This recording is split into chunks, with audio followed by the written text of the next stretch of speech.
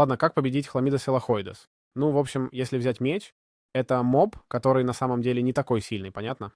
Он будет давать нам Акантади. Посмотрим, сможет ли он побеждать мобов на суше.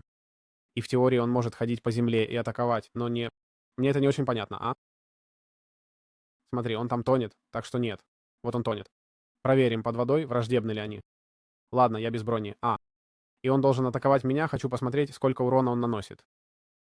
3 единицы здоровья и эффект кровотечения — это как эффект яда и все такое. Можем победить его без брони, если у нас хороший меч, конечно. Вообще-то идут двое, но я советую избегать столкновений, честно. Вот он идет, да? Вот он идет. Смотри. Мама Мия.